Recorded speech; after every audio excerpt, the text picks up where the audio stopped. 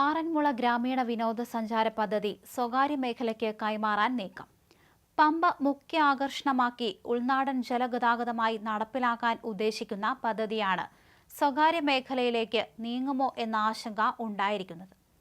സംസ്ഥാന വിനോദസഞ്ചാര വകുപ്പ്, ജില്ലാ ടൂറിസം പ്രൊമോഷൻ കൗൺസിൽ, വിവിധ സർക്കാർ ഏജൻസികൾ എന്നിവർ പദ്ധതിയുമായി സഹകരിക്കുമെന്നാണ് ആദ്യം അറിയിച്ചിരുന്നത്. എന്നാൽ കഴിഞ്ഞ ദിവസം കണ്ണൂരിൽ നിന്നുള്ള സ്വകാര്യ ഏജൻസി ഇത് സംബന്ധിച്ച പഠനത്തിനായി എത്തിയതോടെയാണ് ആദ്യം പദ്ധതിയുമായി സഹകരിച്ചിരുന്നവർ ആശങ്കപ്പെടുന്നത്. ആറന്മുള ചെങ്ങന്നൂർ ഉൾനാടൻ ജലപാത യാഥാർത്ഥ്യത്തിലേക്ക് നീങ്ങുമെന്നായിരുന്നു ആദ്യ പഠനത്തെ തുടർന്ന് അധികൃതർ അറിയിച്ചിരുന്നത്. 8.5 കിലോമീറ്റർ ദൈർഘ്യമുള്ള ചെങ്ങന്നൂർ ആറന്മുള പമ്പ ജലഗതാഗത പാത സംസ്ഥാന സർക്കാർ ഉൾനാടൻ പാതയായി പ്രഖ്യാപിച്ചിരുന്നു. പദ്ധതി യാഥാർത്ഥ്യമാകുന്നതോടെ ആറന്മുള കേന്ദ്രമാക്കി 1 മണിക്കൂർ ബോട്ട് യാത്രയും, ആറാട്ടുപുഴ വരെയാണെങ്കിൽ വരട്ടാറിന്റെ ഉത്ഭവസ്ഥാനം വരെ 3 മണിക്കൂർ യാത്രയും സഞ്ചാരികൾക്ക് വേണ്ടി നടത്താൻ സാധിക്കും. ആലപ്പുഴയിൽ നിന്ന് ചെങ്ങന്നൂരിലേക്ക് യാത്രാ ബോട്ട് സർവീസ് ഉണ്ടായിരുന്നു. ചെങ്ങന്നൂർ ഇറപ്പുഴക്കടവിൽ ബോട്ട് ജെട്ടിയുമുണ്ട്. കാലക്രമേണ യാത്രാ ബോട്ടുകൾ നഷ്ടത്തിലായതോടെ ചെങ്ങന്നൂരിലേക്കുള്ള ജലയാത്രയും നിർത്തിവച്ചു. ആറന്മുള ചെങ്ങന്നൂർ പാതയിൽ മാലക്കര, ഇടയാറന്മുള, ആറാട്ടുപുഴ എന്നിവയാണ് നിർദ്ദിഷ്ട ജെട്ടികൾ.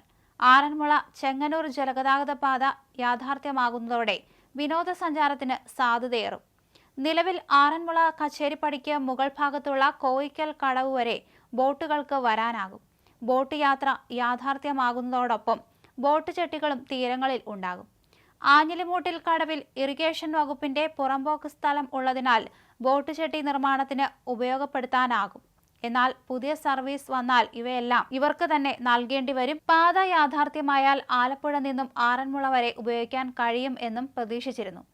ആലപ്പുഴയിലെ ഉൾനാടൻ പ്രദേശങ്ങളായ റാന്നി, ചിത്തിര, മാർത്താണ്ഡം പാടശേഖരങ്ങൾ ഉൾപ്പെടെ പാത പോലെ ആറന്മുള ചെങ്ങന്നൂർ പാതയും വിനോദസഞ്ചാരികൾക്ക് ഇഷ്ടമാകുമെന്നാണ് വിലയിരുത്തൽ. പാരമ്പര്യവും ചരിത്രവും ഭക്തിയും ഉൾപ്പെട്ട പദ്ധതിയായി ഇത് മാറുമെന്നാണ് വിദഗ്ധർ പറയുന്നത്. ആറന്മുളയിലെത്തുന്ന വിനോദസഞ്ചാരികൾക്ക് ആറന്മുള ക്ഷേത്രം, വാസ്തുവിദ്യാ ഗുരുകുലം, പള്ളിയോടം, ആറന്മുള കണ്ണാടിയുടെ നിർമ്മാണം, തിരുവോണത്തോണി, മാരാമൺ കൺവെൻഷൻ നഗർ, പുരാതന ക്രൈസ്തവ ദേവാലയങ്ങൾ, സി കേശവൻ സ്ക്വയർ, മധ്യ തിരുവിതാംകൂറിന്റെ തനതായ സദ്യകൾ എന്നിവയും പരിചയപ്പെടാൻ കഴിയും. ആറന്മുളയിൽ നിന്നും വാഹനത്തിൽ കോന്നിയിലേക്കുള്ള യാത്രയും TTPC വിഭാവനം ചെയ്തിരുന്നു. കോന്നിയുടെ വനദൃശ്യങ്ങളും വെള്ളച്ചാട്ടവും പദ്ധതിയുടെ ഭാഗമാക്കാൻ ഇതിലൂടെ കഴിയും.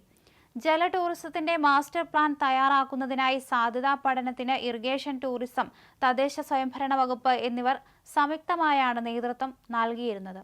1 മാസത്തോളം നീണ്ട പരിശോധനാ കാലയളവിൽ റൂട്ട് നിർണ്ണയിക്കുക, ചെളി നീക്കം സംബന്ധിച്ച സാധ്യതാ പഠനം നടത്തുക, ആറന്മുളയിലെ പ്രധാന ടൂറിസം സ്പോട്ടുകൾ തിരിച്ചറിയുക, ജെട്ടികൾക്കായുള്ള സ്ഥലം കണ്ടെത്തുക, പാരിസ്ഥിതികാഘാത പഠനം അടക്കമുള്ള പ്രവൃത്തികളായിരിക്കും നടക്കുക.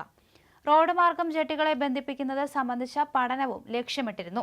എന്നാൽ ഇതെല്ലാം വെള്ളത്തിലാക്കിയെന്ന് പുതിയ പഠനം പറയുന്നു. ഇത് സംബന്ധിച്ച വിശദ വിവരങ്ങൾ അധികൃതർ വെളിപ്പെടുത്തിയിട്ടില്ല. ഇടശ്ശേരിമല, കളപ്പൂരക്കടവ്, തോട്ടപ്പുഴശ്ശേരി, ആഞ്ഞിലിമൂട്ടിൽ കടവ്, വിളക്കുമാടം കടവ്, മാലക്കര വാട്ടർ കമ്മീഷൻ കേന്ദ്രം, ആറാട്ടുപുഴ, പുത്തൻകാവ്, മിത്രമഠം കടവ്, ചെങ്ങന്നൂർ തുടങ്ങി 13 സ്ഥലങ്ങളിൽ ജെട്ടി പണിയുന്നതിന് സ്ഥലം നേരത്തെ കണ്ടെത്തിയിരുന്നു.